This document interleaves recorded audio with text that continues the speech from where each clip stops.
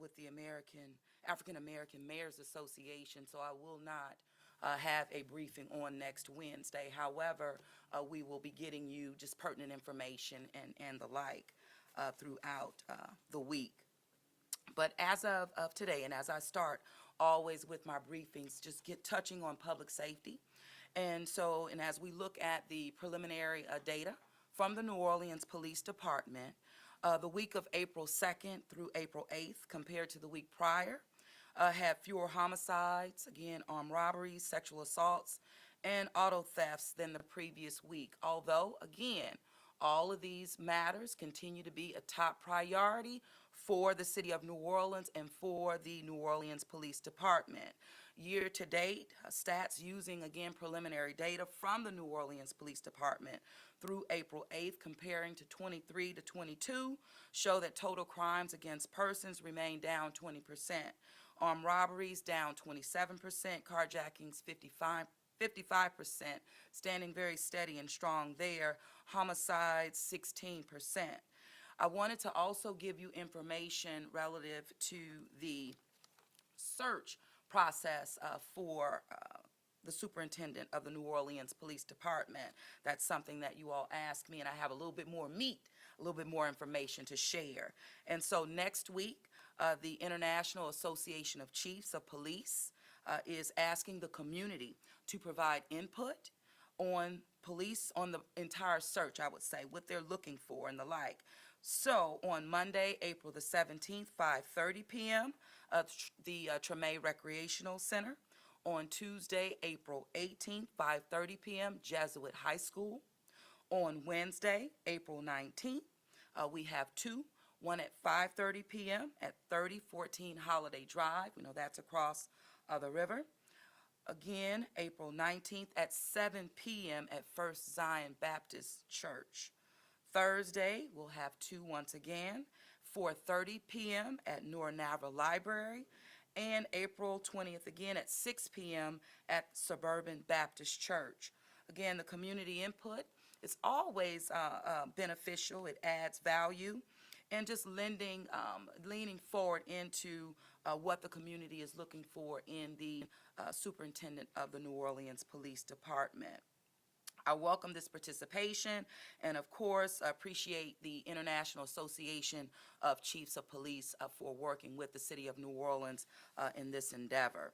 I also wanted to touch on briefly around blight remediation efforts. You know, it's so exciting to be at a point where we have resources to really go deeper and be more aggressive as it relates to blight throughout the city of New Orleans, and with a holistic approach, I would say. I want to say thank you to code enforcement and all of the city leadership relative to quality of life matters. It is a collaborative effort. And you know what? It takes a lot of hard work and coordination. There's been a significant progress with blight remediation, again, across the entire city, including the demolition and abandoned buildings that have become hot spots for criminal activity. So as of April the 10th, code enforcement has completed 39 demolitions this year alone. I wanted to touch base on a multi-unit abandoned apartment complex. What is that? What is that? Oh, okay. Oh, okay. Are we good? Can I go? Okay, thank you. All right. So I wanted to touch base on Cindy's Place, 6800 Cindy Place in New Orleans East. This has been I'm telling you, in this community, one that has sucked the life out of, I would say, and definitely the quality of life out of this area and neighborhood. About 3 years ago, one of our officers was shot and killed at this location while, again, attending to the needs of this community. The abandoned apartment complex, listed again as 6801 Cindy Place. has been demolished. This is a big win for New Orleans East and District E across the board, and just demonstrates our commitment to eradicating blight across the city, but absolutely with the focus and eye on New Orleans East with these massive apartment complex units. Also, at the recommendation of the Mayor's Office of Youth and Families, 6051 Hubel Street was also demolished, again achieving a major blight eradication win for this neighborhood. And a daycare center sits directly across from it.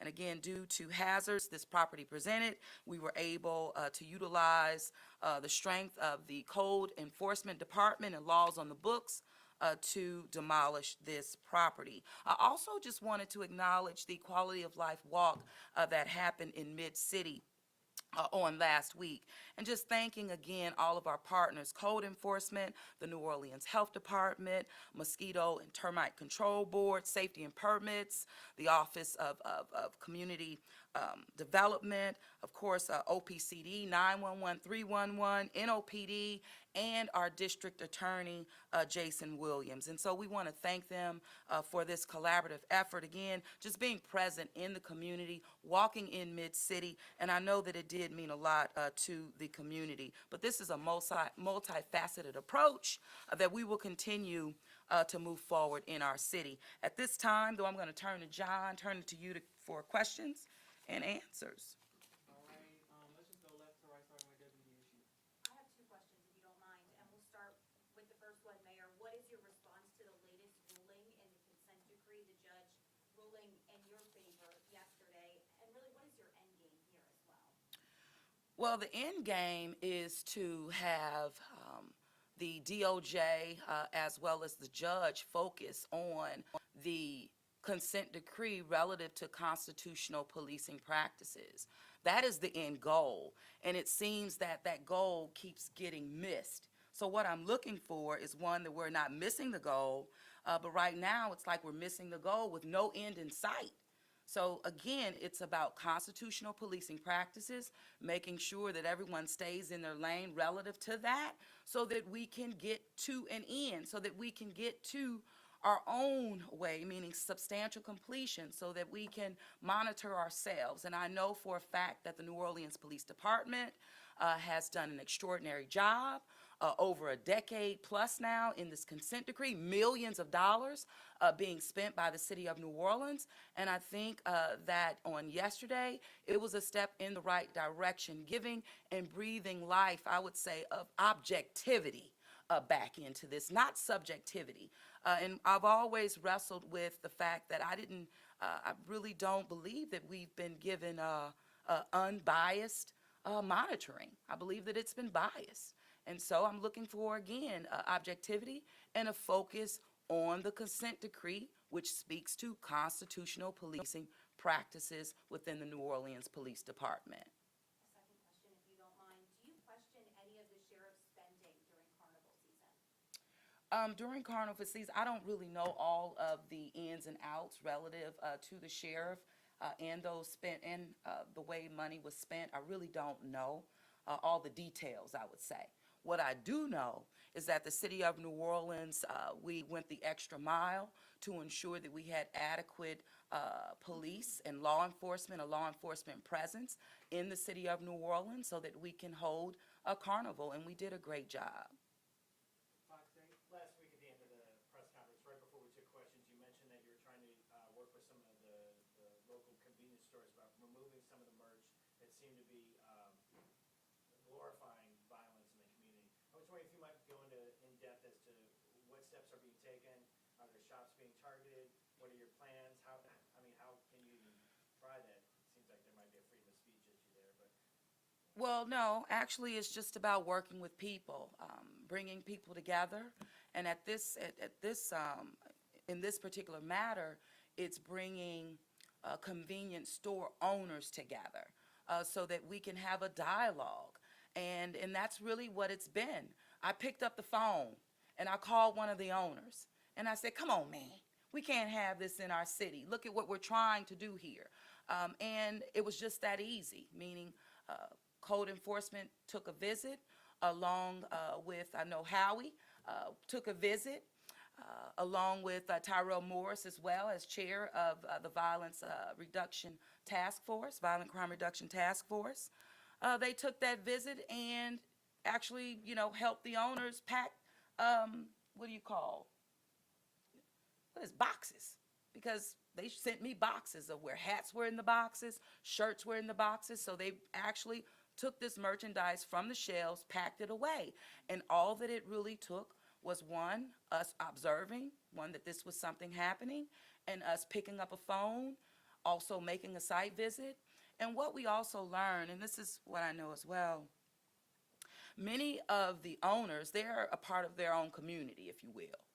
And so and they were, adamant, I would say, of bringing them all together.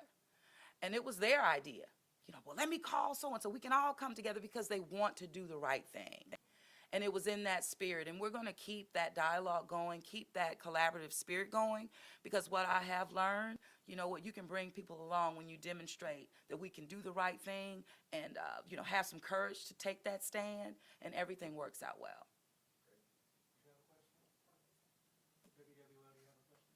I have two, as a matter of fact, if I could.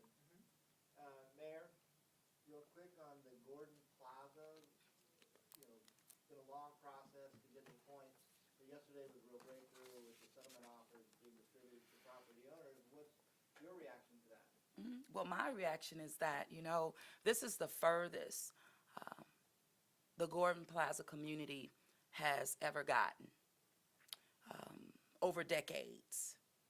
And it is my administration that made this possible, from identifying a project that was approved at the federal level that would allow the city to advance buyouts.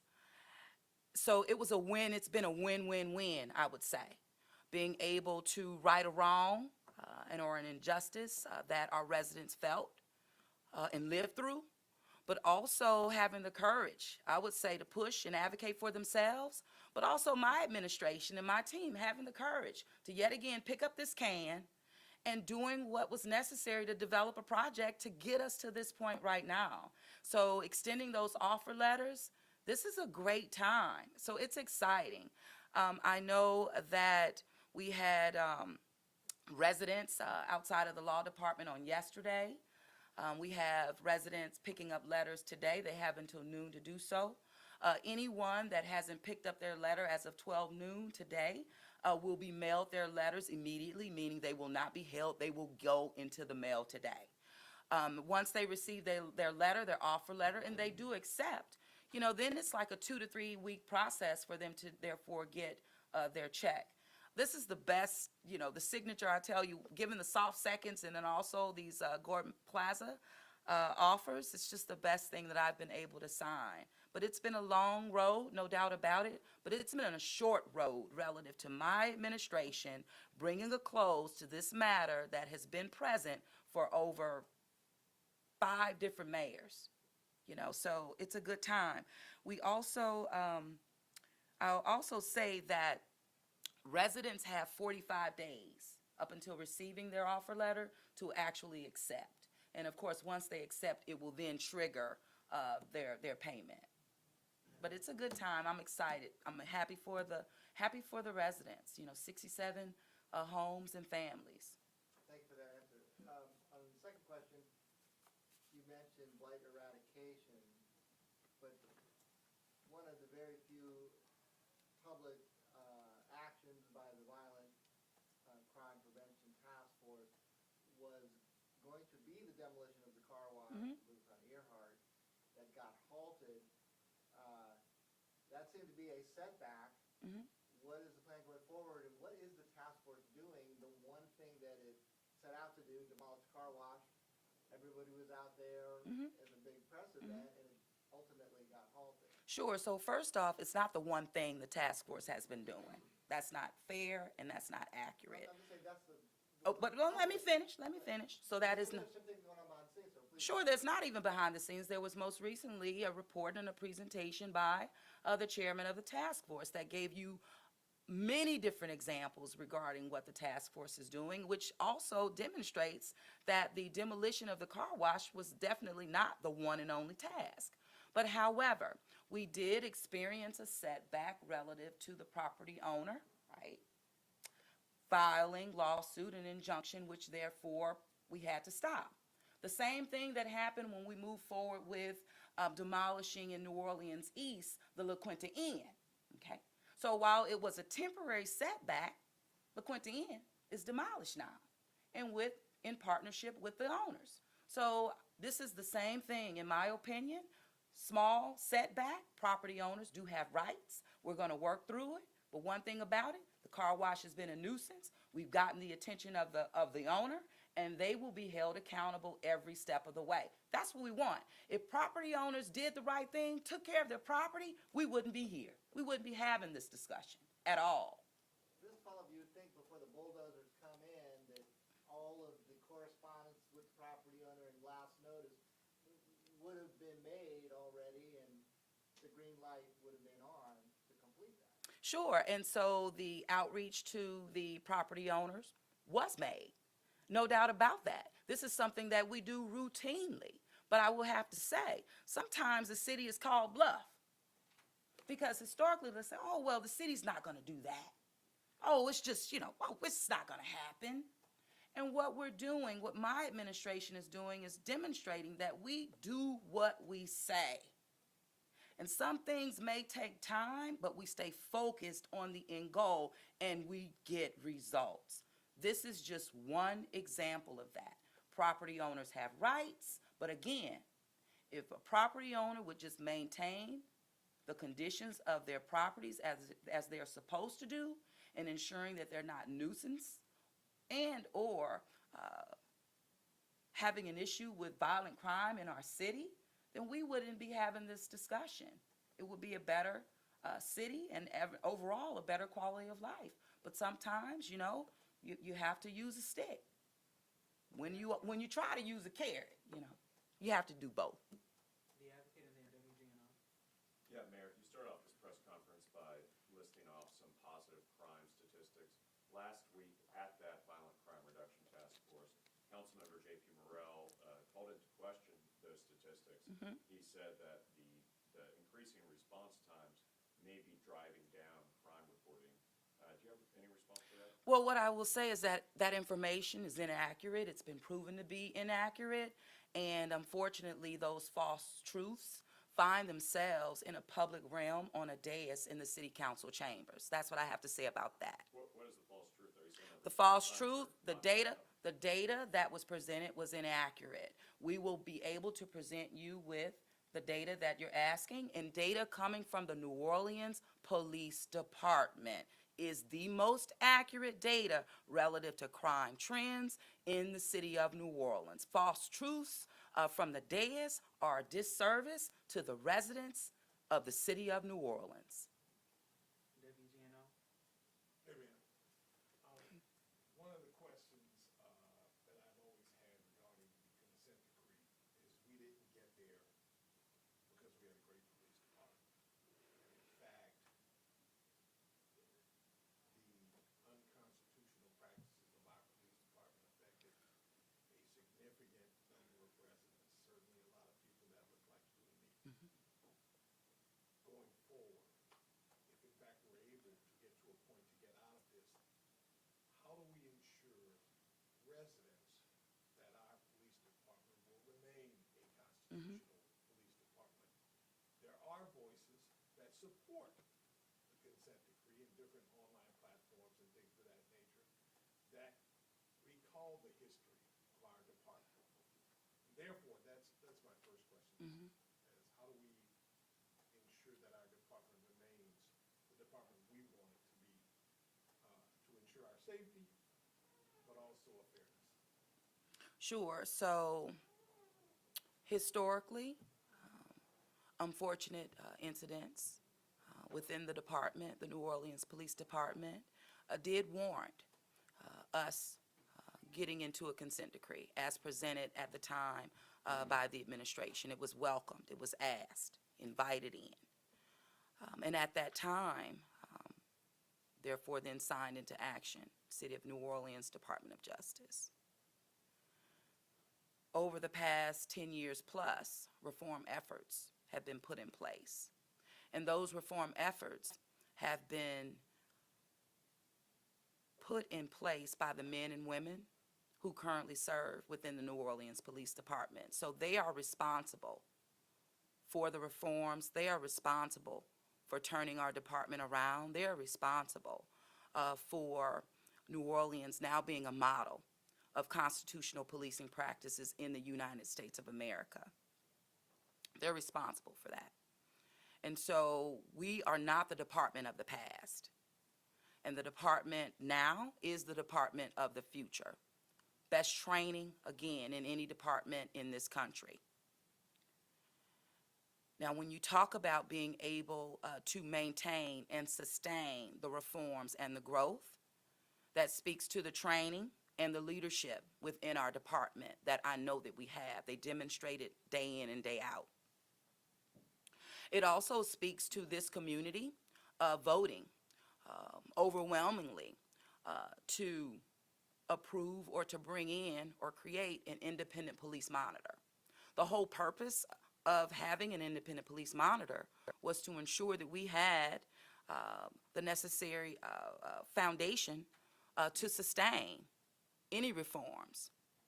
But that's something that we have right now. Now, my focus there is making sure and leaning very heavily on the Ethics Review Board with the leadership there to ensure that the independent police monitor stays in their lane, that they really do formulate a strategy and a focus on measurement and accountability. And this is something that this city has when many other cities across this country do not have an independent police monitor. So we have the tools and the resources in place to ensure that we stay on the right path in terms of sustained reforms and continue to be that model police department relative to constitutional policing practices. And so that's something that I'm proud of. But right now, I want to make sure everyone is in their lane. Have the judge focus on constitutional policing practices and the monitor. But I'm at the point now that they've been monitoring for a long time, but being very subjective. And I'm not convinced that they have what it takes to be objective, because it does require that. We need objectivity.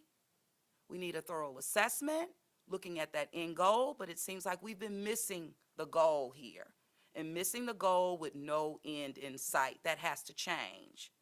And from talking with both police officers that are part of our department now, those officers that have separated from our department, or law enforcement officers elsewhere that would want to come to New Orleans to serve, this consent decree is an impediment. It is a burden. And so that is why I know for a fact we've done our reforms. We are at substantial completion. We have the tools and resources in place to sustain them. And now is the time. The Attorney General has come out in support of this consent decree also being rescinded. What is your response to Attorney General Landry's statements there? Well, I'm very I'm thankful for the focus as well as the real understanding about the progress that the New Orleans Police Department has made, and the fact that our department is a model for constitutional policing in this country. And so what this means to me is that the Attorney General understands that and has the courage to stand with the city of New Orleans and the New Orleans Police Department in this matter. Any other questions? All right. Thank you very much. Mayor, I apologize for interruption. Well, listen, I know it wasn't intentional coming from you. So